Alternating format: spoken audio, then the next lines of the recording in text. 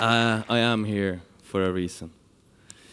I'm here to share a vision of how to clean our society, and by doing so, prepping it for coming generations. By using one of the world's biggest, by far most vain, and most waste-producing industries. And also, my dedication to the reinvention of a shopping bag as the first spark of the fire to come. So, there's a lot of things that I don't know, especially about fashion, actually. When I think about it, it's actually the way I sort of built my career. The not knowing has, however, given me the ability to question norms and set standards of this industry. And it's pushed me to innovate in new ways. Apart from that, there's a few things that I do know that actually led me here today. I know that when Sutip spoke before, she spoke to my heart. I know that I'm a child of mountain and ocean. I know that nature is my home. I know that nature is my safe haven. And I know that nature is my space for eternal creativity. I know that it's a house that I'm ready to fight for, with every bit of energy and life I have in my body. I also know that I met my friends, later business partners, and co-pilots on our journey 16 years ago on a glacier in Norway. I know that fashion was never the intended route for me, but design and business by accident brought me there. That actually took its first toddler steps right here in Gothenburg. We were so lost. We were just completely lost in translation, out in production facilities, far off destinations, in horrible condition. Was just simply trying to figure out how to design, and for whom. Lost. However, what happened quite quickly was that we started asking ourselves, what happens to all this stuff? What actually happens to the clothing that we deem no longer usable to us? What happens to the garments that I sell you? And if I can't answer that, I'm pretty sure there's a whole lot of people that can't answer that. So that brought me to stay. That brought me inspiration to be in an industry where I didn't necessarily feel all that comfortable.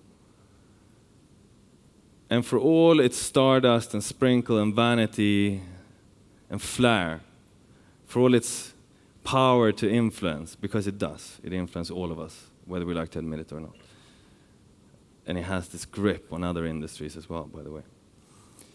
Apart from that, there's an underbelly to fashion.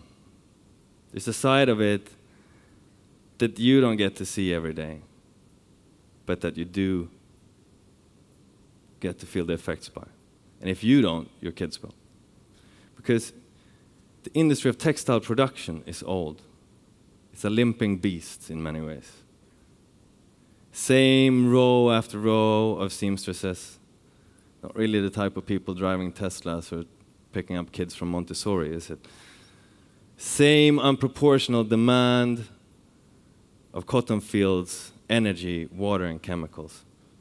And you see, one central problem is that majority of textiles are first and only time use. We import 12.5 kilo textiles per person a year here in Sweden. That equals roughly 42 shirts, similar to what I'm wearing today. The trick is that 8 of those kilos we throw away. This without any infrastructure for recycling. 6 times is the average use of a garment before we decide to end its life cycle. Still, with no infrastructure for recycling. You see, knowing what I've seen, I'm running faster by the day to find solutions. Because according to the UN, we'll be 9 billion by 2030. And if we don't take action now, we'll settle for something way worse later. And if we can't hold responsibility for what we put in the hands of our future generations, then might I just suggest that we might not bring more kids into this world. Speaking of it, thank you so much for asking. This is, or contains, the 30 kilos of clothing and textile thrown away per person and year in the US alone. Doom and gloom? Surely. Solutions? Absolutely. Plenty of them. We just need to take a few very critical and bold decisions. And a bit of a house god of mine, Seth Godin, once said, you see, revolution is destroying the perfect to enable the impossible. A quote I find utterly fitting for the polished surface of fashion that we're about to transform. So what if there was an idea? What if there was a very simple solution on how to recycle a garment every time you bought a new one? You see, I'm going to do this with grace. This rag bag that I'm holding up is a little friend of ours that we've been developing for a long time. It's a simple tool for all the world's retailers, brands, consumers to make valid use of what we up until today have called trash. It's a shopping bag. It's a very simple shopping bag with a deeper purpose. So, once home, you remove your purchase, you flip your bag inside out, which I've taken the liberty to do. You put a used garment in the bag. You seal the little thing, and you put it in the mailbox.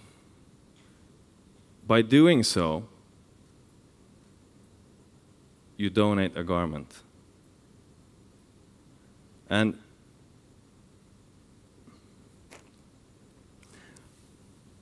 what's so important with donating? Well, what's important with donating is that it generates a reuse or a recycling.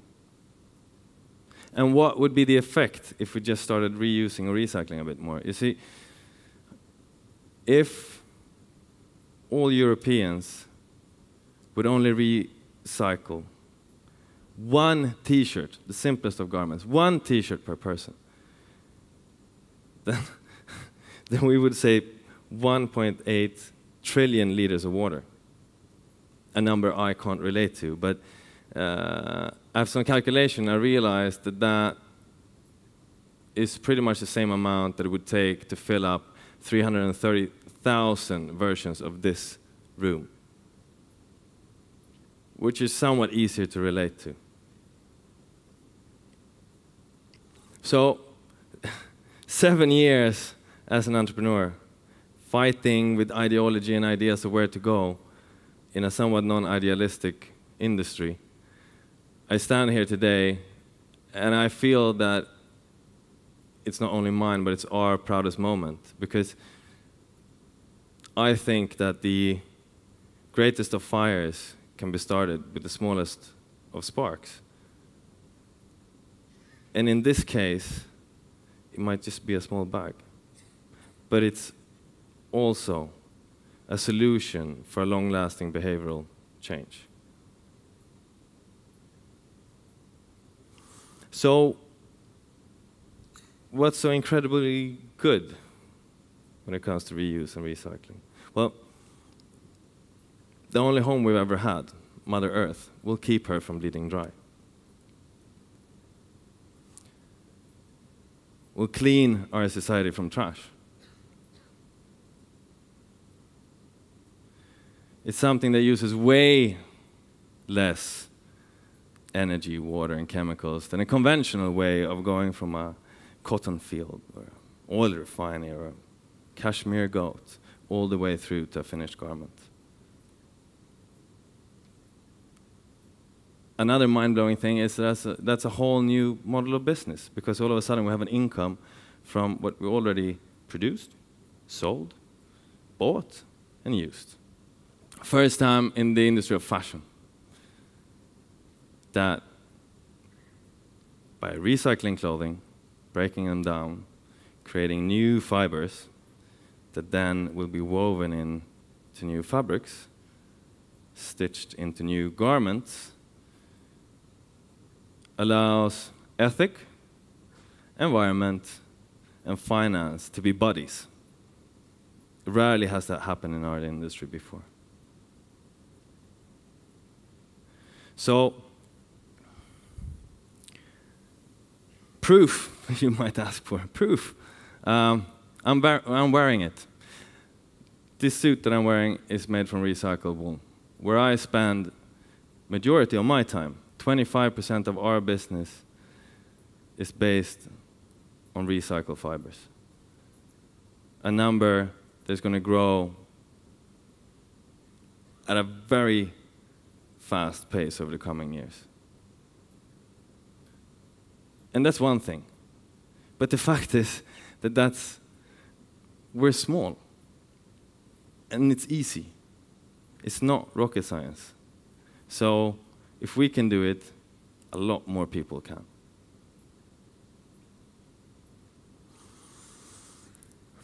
This bag is, for me, a hope that all of us can just unite in a peer-to-peer commitment to recycling. It's a token to the Swedish government for them to start implementing nationwide recycling systems. And it's a challenge, an invitation to my peers in the industry to come join the future or quickly be left behind. Because when we start reusing and recycling fashion, we will inspire and transform other industries as well at a very drastic pace. So one last and final thing. I know that at no other space in time have we as consumers held more power in our hands. We matter. And you can affect brands on a daily basis based on what you choose to wear, who you choose to question, and how you care to share.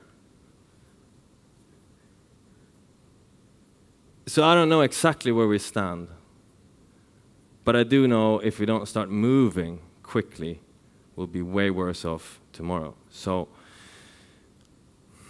I brought bags for everyone in this room, and it would mean a lot to me if you would just take that home and donate a garment. More so than anything, it would mean a whole lot as a starting point for the fire we intend to start right here and right now. Thank you.